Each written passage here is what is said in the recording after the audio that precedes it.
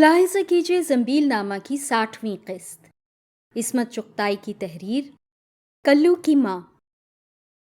जम्मू बजिया का जोड़ा धूम धड़ाके से सिल रहा था। चच्ची बी और अम्मा में धुआंधार बहस हो रही थी। चच्ची बी मुसर थी कि चंपातुई का जमाना गया। नए फैशन की रूह से बनत के ऊपर तले बेल और गंगा जमनी किरण खूब खिलेगी। अम्मा जी कहती थी, किरण मुई निफकती 2 घड़ी में बटकर सुतली हो जावे है। चंपा बरसों जमी रहवे है।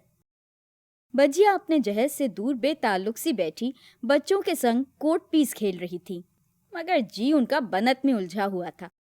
वो उन दीदे का पानी ढली कुंवारियों में से न थी जो खुले बंदों बैठकर अपना जहेज सीती हैं।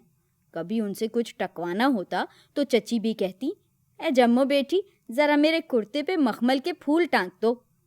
बजिया समझ जाती, मगर फूल टांग देती, सबके सामने नहीं, दालान दर दालान ले जाकर। चच्ची बी ने पिस्तई क्रेप के दुपट्टे पर बनत के आसपास बेल और गंगा जमनी किरण जमाकर पूछा, क्यों जम्मो, कैसा लगता है? बजिया शर्म से कट गई और बौखलाहट में अपनी चिड़ी के दुके पर तुरुप मार दिया। अम्मा जी ने कहा, है दुल्हन, खुदा खैर करे, तुम्हारी तो जानो मत मारी गई है। वो बेचारी क्या बोलेगी? मगर कहना चच्ची बी का मानना पड़ा। चच्ची बी थी भी फैशनेबल। पोपटों के बाल का फैशन वो अपने मैके से लाई, जो सारे मोहल्ले में वबा की तरह फैल गया। सुर्ख पतंग का कागज जिसमें जेवर बांध कर आते, हमेशा उनकी पानदान की डिबिया में उड़सा रहता। सबकी आंख बचा के पान खाते वक्त होंठों पर कागज थूक से तर करके घिस्सा मार लेती और उनके हिसाबों लिपस्टिक लग जाती। किरण के हक में फैसला होने के बाद जोड़ा सिलने लगा। चंदी मियाँ ने तरंग में आकर लरजती बलगम भरी आवाज में बंधड़े गाने शुरू कर दिए, एकदम जैसे सबके दिलों में शहनाइयां बज उठीं। शादियों का मौसम सा टूट पड़ा। जोड़े पे जोड़े लगाए जाने लगे। रफीक मियाँ की रजिया बी से, फरीदा बी की पुन्नू मियाँ से, रशीद मियाँ की सफ़ू बी से डोर बांधी जाने लगी। तू किससे ब्याह करेगा रे? मजाक में चच्ची बी ने छब्बू से पूछा। तुमसे। 2 बरस के छब्बू ने माँ की गोद में मचलकर फैसला किया। सब हंस पड़े। बात फैलती ही गई। कल्लू की माँ दहलीज पर बैठी धनिया की गिरी कूट रही थी। तरंग में आकर बोली, रे कल्लू, तू किससे ब्याह करेगा? छाबा बीबी से। 5 बरस के कल्लुए ने कुप्पा गालों वाली नौशाबा बी की तरफ प्यार से देखकर कहा, और छाबा बीबी खिलखिलाकर हंस पड़ी। सभी हंस पड़े, मगर चच्ची बी का शहाबी रंग तमतमाकर किरमिजी हो गया। उठा जूती तड़ातड़ कल्लू के नाक, मुंह और सर पर जुड़ती। हंसी में खसी हो गई। ताश के पत्ते फेंक फांक कर जम्मू बजिया रोते हुए छब्बू को कूल्हे पर टिकाकर ठुमकने लगी। अम्मा जी ने बिसूरती हुई छाबा को गोद में समेट लिया। कल्लू की नाक से जीता जीता खून बहने लगा। कल्लू की माँ छाती पीट पीट कर धाड़ी, हाय मेरे पूत को मार डाला, हाय मेरा बिन बाप का बच्चा। कल्लुए का बच्चा, खैरात के टुकड़ों पर पलने वाला, और उसके ये लक्षण, मोरी का कीड़ा और दिमाग आसमान पर। चच्ची बी का पठानी खून खौलकर लावा बन गया। हरामजादे को रोटियां लगी हैं। है दुल्हन सैयद बच्चा है। अम्मा जी ने सर पीट लिया, और इसकी क्या बिसात है, तुम काहे को अपनी आकिबत संवारो। चूल्हे में पड़े सैयद का बच्चा और भाड़ में जाए सैदानी। मेरी बच्ची की तरफ आंख उठा के देखा तो दीदे निकाल लूंगी। अम्मा जी रोकती रहीं, पर चच्ची भी बिफर चुकी थी। कल्लू की माँ ने ऊपर से 2 धमोके कल्लू की पीठ पर और जमाए और उसकी 7 पुश्तों को कोसने लगी। तुझे 2.5 घड़ी की आवे, बावा को खा गया। अब जन्म जली के सर छुपाने की जगह थी, सो वो भी मलिया मेट करके दम लेगा। खुदाई ख़ार ना मुराद। वो उसे घसीटती हुई बावर्ची खाने में ले गई। कल्लू की माँ वैसे हमारी दूर की खाला थी। पड़ोसनों को खाला कह लेते, पर उन्हें खाला कहते आरसी आती। इम्तियाजी तो ना कहते, पर कल्लू की माँ जरूर कहते। गिरते गिरते उनकी पोजीशन नौकरों जैसी हो गई थी। वो जहां भी जाती 2-4 दिन की मेहमानदारी के बाद लोग धीरे धीरे उन्हें ढप्पड़ ले आते। मामा खिसका दी जाती और वो बगैर तनख्वाह के सिर्फ फटे पुराने कपड़े और रोटी पे मामा का ओहदा संभाल लेती। मियाँ लाम पर गए, सुना जाने किसकी गोली खाकर ढेर हो गए। इम्तियाजी खाला का तो किसी लाल मुंह वाले से बैर भी ना था, पर अल्लाह जाने किस अल्लाह के बंदे ने उनकी मांग उजाड़ दी। तनख्वाह का कोई जिक्र नहीं, بھلا اپنے رشتہ داروں کو تنخواہ دے کر کون ذلیل کر سکتا ہے؟ ہاں، عید بقرعید پر آپا سلام اور دولہا بھائی سلام کے صلے میں اٹھنی اماں جی سے اور روپیہ ابا جی سے ضرور مل جاتا تھا، اور دوسرے نوکروں کی طرح بیگم صاحبہ نہیں کہنا پڑتا تھا، بلکہ آپا اور دولہا بھائی کہنے کا فخر حاصل تھا۔ کلو کی ماں جو یوں تیرے میرے در پر ماتھا رگڑتی تھیں، اس کی بھی ایک وجہ تھی۔ وہ چاہتی تھیں کہ کلو لکھ پڑھ کر کسی قابل ہو جائے، اور وہ رات جو میاں کے دم سے نہ کر سکیں، کلو کے دم سے نصیب ہو۔ اتنے بچے پڑھتے ہیں، ایک کلو بھی پڑھ جائے گا۔ مگر کلو کے سپرد ہزاروں ڈیوٹیاں تھیں، چچی بی کی کمر دبانی، دوپہر کو پیر کے انگوٹھے میں رسی کھینچنا، تجھے مجھے پانی پلانا، ایک دم سارے گھر کو ہی پیاس لگ جاتی۔ کلو کو ایک مشک پانی کٹورا کٹورا کر کے ڈھونا پڑتا۔ چھبو اور چھابا کے ساتھ کھیلنا، 1000 بار جھنجھنا گرائے تو اٹھانا، چھابا بی کی گڑیا کو 1 منٹ میں 36 بار دوپٹہ اڑانا، مہترانی سے پوتھڑے دھلوانے کے لیے پانی ڈالنا۔ اتنا وقت ہی کہاں ملتا تھا جو کلو علم و ادب کی طرف رجوع کرتا۔ ویسے مولوی صاحب مفت کا الو پڑھانے کے قائل بھی نہ تھے۔ کلو کے کپڑے بھی تو اس قابل نہ رہتے تھے کہ وہ سب بچوں کے ساتھ بیٹھ کر پڑھ سکے۔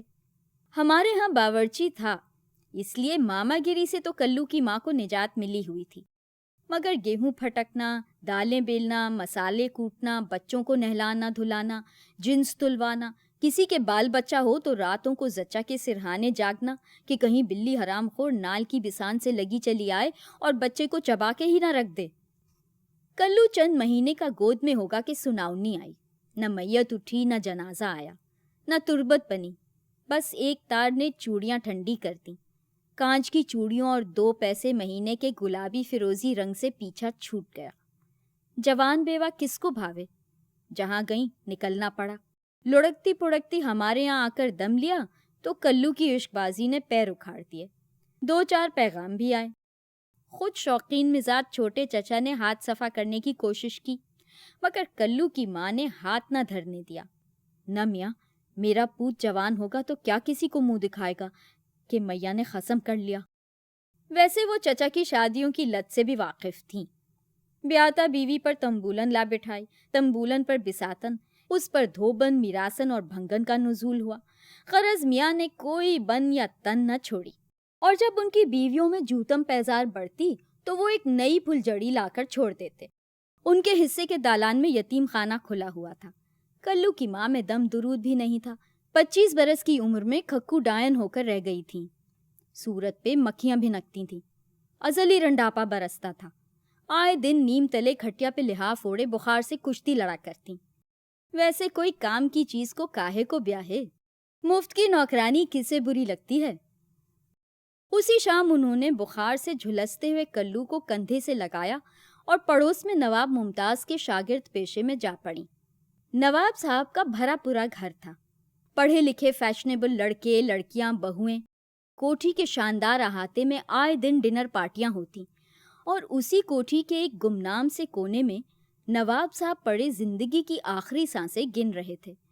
2 سال سے ان کی اب تب ہو رہی تھی، مگر جانو اللہ میاں سے پٹا لکھا کر لائے تھے، اچھے بھلے جوان لڑک جائیں پر بڈھا ٹس سے مس نہ ہو۔ ایک تو دنیا بھر کی بیماریاں، اوپر سے بڈھے کا دماغ 7ویں آسمان پر، منہ پر وہ مغلظات کہ کوئی نوکر 8 دن سے زیادہ نہ ٹھہرتا۔ کلو کی ماں کے بھاگوں ان کا نوکر بھاگا ہوا تھا، لہٰذا 7 روپے مہینہ اور کھانا اور سال میں 2 جوڑے کپڑوں پر وہ نواب صاحب کی نرس کے طور پر رکھ لی گئیں۔ ہمارے خاندان کی تو ناک کٹ گئی۔ نواب صاحب کے ہاں سے پہلے ہی لین دین بند تھا، وہ اپنے آپ کو نہ جانے کیا سمجھتے تھے، اب تو اور بھی تن گئی۔ نہ جانے کلو کی ماں کی تیمارداری نے رنگ دکھایا یا بڈھا ضد باندھ رہا تھا، بجائے سانسوں کی ڈور ٹوٹنے کے اور مضبوط ہو گئی۔ بڈھا بد مزاجی کا ٹھیکیدار تھا، بیچاری سر جھکا کر ان کی گالیاں کوسنے سنا کرتی، کوٹھی میں کہکہے گونجا کرتے اور وہ بیٹھی بڈھے کی کہہ سمیٹا کرتی۔ اور پھر بڑے میاں کی گالیوں میں کمی آنے لگی، گلاس رکابی مار پھینکنے کی عادت میں بھی کمی آ گئی۔ کبھی کبھی ترنگ میں آ کر سرہانے سے اکنی نکال کر کلو کو دیتے۔ کیوں بے، کیا لے گا؟ وہ اس سے مذاق میں پوچھتے۔ جی روشنائی۔ روشنائی؟ ابے گھاس کھا گیا ہے، کجک لیجیو۔ اچھا، جی اچھا، کلو سہمی ہوئی آواز میں کہتا۔ ایک دن کلو کی ماں نے منہ دھلا کر سلپچی اٹھائی تو بڑے میاں بڑی نرم آواز میں بولے، کلو کی ماں، تم میری پوتیوں کے برابر ہو، اور نامحرم سے یہ گو موت کراتے مجھے ایسا معلوم ہوتا ہے کہ میں گناہ کر رہا ہوں۔ اب بڑھاپے میں مرتے وقت عاقبت خراب کرنا نہیں چاہتا۔ اگر تم مناسب سمجھو تو نکاح کر لو۔ کلو کی ماں سے سلپچی چھوٹتے چھوٹتے بچی، کوئی جواب نہ دیا، اپنی کوٹری میں چلی گئیں اور دیر تک بے سدھ پڑی رہی۔ پھر ایک دم سے جی بھر آیا اور خوب بھڑاس نکالی، ہائے مرنے والے، یہ تم نے کس قصور کی سزا دی؟ شام کو جب وہ بیڈ پین لے کر آئیں تو بڑے میاں تکیے کے سہارے بیٹھے تھے۔ مجھے حاجت نہیں، ابھی کریم آیا تھا، اس نے فراغت کرا دی، انہوں نے ذرا سوکھی آواز میں کہا، اور کلو کی ماں کا خون خشک ہو گیا۔ یا مولا، اب کتنی سیڑھیاں باقی رہ گئی ہیں؟ سر چکرایا اور دروازے سے ٹک گئیں۔ سردے کی 2 پھانکیں ذرا برف لگا کر لے آؤ، بڑے میاں اپنی روکھی کھردری آواز میں بولے۔ آنسو جھپک کر کلو کی ماں سردے کی قاشیں لے آئیں۔ ایک عجیب سی خاموشی چھائی ہوئی تھی، صرف بڑے میاں کی ڈھیلی بتیسی کی چپڑ چپڑ سنائی دے رہی تھی۔ بڑے میاں کچھ نادم کچھ جھینپے سے سردے کے قتلے چکھتے رہے۔ کلو کی ماں کی نگاہیں جھکی ہوئی تھیں۔ اتنے میں چٹ کے پیچھے سے کلو کی آنکھیں چمکیں۔ ماں نے اشارے سے بھگانا چاہا مگر بڑے میاں بولے، آنے دو بچے کو۔ کلو دبا دبا آیا اور گھبراہٹ چھپانے کو کبھی ایک پیر پر اور کبھی دوسرے پیر پر ڈگمگاتا رہا۔ کچھ پڑھتا وڑھتا بھی ہے یا بس ڈنڈے بجاتا ہے؟ پاس بلا کر وہ کلو سے ادھر ادھر کی باتیں کرنے لگے۔ کلو کی ماں جب ان کی بتیسی دھو کر لائیں تو کلو بڑے میاں کو 6 کا پہاڑا سنا رہا تھا اور وہ آنکھیں بند کیے اونگ رہے تھے۔ ماں کے اشارے پر کلو باہر جانے لگا تو بڑے میاں غرائے، ہم سو نہیں رہے ہیں کلیم الدین؟ کلیم الدین۔ بڑے بڑے آنسو کلو کی ماں کی آنکھوں میں بھر آئے، کلیجہ سن ہو گیا۔ بس کلو کا باپ یوں کلیم الدین لکھا کرتا، کلیم الدین کو پیار۔ اس کے آخری خط میں بھی تھا۔ اب تو وہ دنیا میں کلو ہی بن کر رہ گیا تھا، اور وہ اس گمنام سے کلو کی ماں۔ منہ پھیر کر جب وہ خالی رکابی اٹھانے لگیں تو پھر گرجے، ہم پہاڑا سن رہے ہیں، دیکھیں پاجی کو کچھ یاد بھی ہے یا نہیں؟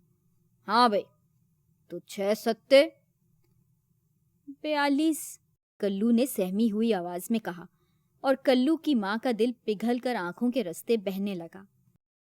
بڑے میاں نے پھر نکاح کی بات نہیں چھیڑی، مگر کلو سے ان کی دوستی یارانے کی حد تک پہنچ گئی۔ آہستہ آہستہ وہ ان کے بستر پر بیٹھنے لگا۔ دونوں 2 پتیاں کھیلتے تو بڑے میاں خوب بے ایمانی کرتے اور کلو ان سے جھگڑتا۔ ان کے بستر پر بیٹھنے کے لیے کلو کو کپڑے بھی صاف پہنانے پڑتے۔ ویسے اب اسے کام کاج نہیں کرنا پڑتا تھا، اس لیے اتنا میلا بھی نہیں ہوتا تھا۔ ایک دن تاش کھیلتے کھیلتے ایک دم بولے، 14 پنجے 81۔ بڑے میاں غرائے، کیا کہا؟ 81؟ کریم خان، اس الو کے پٹھے مولوی کی داڑھی پکڑ کر ہمارے سامنے حاضر کرو۔ جب مولوی صاحب آئے تو بڑے میاں بنکارے، سنیے مولوی صاحب، ہاں بھائی کلیم الدین، 14 پنجے 81، کلو نے مری ہوئی آواز میں کہا۔ سنا آپ نے مولوی صاحب، 14 پنجے 81، بچے کو آپ اپنا سر پڑھاتے ہیں؟ بڑے میاں نے مولوی صاحب کی گھنٹہ بھر ٹانگ کھینچی، پھر کلو کی ماں کی 4 گھنٹے جان سولی پر کر دی، اور اس دن سے مولوی صاحب برآمدے میں بیٹھ کر کلو کو سبق دینے لگے۔ سنک سوار ہو جاتی تو بڑے میاں مولوی صاحب اور کلو دونوں کا دھوبی گھاٹ کرتے تھے۔ صاف ستھرے پوتوں اور نواسوں کو کہاں اتنی فرصت تھی جو اپنی نرسری اور کنڈر گارڈن سے پرانے پیچش میں سڑتے ہوئے دادا میاں کے پاس آتے۔ کئی دن گزر جاتے، کوئی پلٹ کر نہ پوچھتا۔ لوگ منتظر تھے کہ کب بڑے میاں مریں اور ان کا دھوم دھام سے 40واں ہو۔ प्यार का भूखा कल्लू बड़े मियाँ की सुनसान बूढ़ी जिंदगी में तरोताज़ा फूल की तरह खिल उठा। दो प्यार के तरसे हुए एक छोड़ हजार जान से एक दूसरे पर आशिक हो गए। घंटों दोनों में ऐसे घुल मिल कर बातें होती जैसे वो हमसिन हों। ए कलीम, फाख्ता ने दाना खाया? नहीं अब्बा जी, चावल वैसे के वैसे हैं। अम्मा गाउदी हो निरे, फाख्ता चावल पर मुंह नहीं डालेगी, उसे कोदू दो। और दोनों सर जोड़कर फाख्ता को कोदू खिलाते। वो एक दाना खा लेती तो बड़े मियाँ का चुल्लुओं खून बढ़ जाता। और एक दिन बड़े मियाँ उठ खड़े हुए। जब कल्लू की माँ ने उन्हें लाठी के सहारे दूसरे हाथ से कल्लू का कंधा पकड़े सहन में क्यारियों के पास देखा तो कलेजे में गोली सी लगी। कोठी में बम फट पड़ा जब लोगों को मालूम हुआ कि रात को दादा मियाँ ने कल्लू की माँ से निकाह पढ़वा लिया। 20,000 मेहर नकद बैंक में और नहर वाली कोठी जिसका 150 रुपया महीना किराया आता था। मैं ना कहती थी वो एक हर्राफा है, चची बी ने कहा। हालांकि ये पेशगोई उन्होंने उसी दम गढ़ी थी। हफ्तों कल्लू की माँ और दादा मियाँ के चर्चे महल्ले वाले नमक मिर्च लगाकर करते रहे। एक शायर किस्म के नौजवान ने तो उन पर नज्म तक कह डाली। खानदान वालों की लेदे से तंग आकर बड़े मियाँ ने अपनी तरफ के दरवाजे में ईंटें चुनवा दी। सबकी मोहब्बत फड़फड़ा के जाग उठी और लावारिस बुड्ढा सबका चहीता बन गया। मगर जिद्दी बुड्ढे के मुंह लगना मुनासिब न समझा कि कहीं कल्लू की माँ के जादू में आकर रही सही जायदाद न दे डाले और मुफ्त के ऐश में चिंगारी पड़ जाए। निकाह की रात जब रफ़ा हाजत के बाद बत्तीसी धोकर ग्लास में डालकर सिरहाने रखने गईं, तो वो और कल्लू दो मासूम बच्चों की तरह गले में बाहें डाले बेखबर सो रहे थे। मच्छरदानी दुरुस्त करके कल्लू की माँ बरामदे में अपनी मखसूस पलंगड़ी पर लेटी तो ऐसा मालूम हुआ जैसे वो एक छतारा बरगद की छाव में लेटी हैं। बेख्तियार कानों में अपनी बारात के ताशे तड़तड़ाने लगे। अनार फुल जड़ियां छूटकर दिमाग में जुगनों की तरह फैल गईं। वो मांझा, चौथी, बरी एक एक करके जहन की पगडंडी पर गुजरने लगी। उम्र ही क्या थी, रहीम भी तो कमसिन ही था। मेहंदी से लाल हाथ कई दिन यार दोस्तों से छुपाए फिरता था और फिर घर की अंधेरी कोठरियों और सुनसान छतों पर वो जवान हुए। उधर कल्लू ने उन कोनों खुतरों का भांडा फोड़ दिया, मगर बनते ही दुनिया उजड़ गई। कल्लू की माँ का कलेजा फटने लगा। मरने वाले की जवान चौड़ी चकली छाती सांस रोकने लगी। थके हारे मुसाफिर की तरह कल्लू की माँ ने उस गैर मरई छाती पर माथा टिका दिया जो संगे मरमर की तरह सर्द और बेजान थी। एक अनजानी गोली उस छाती को चीरती हुई मासूम कल्लू और बदनसीब माँ के वजूद को पाश पाश कर गई।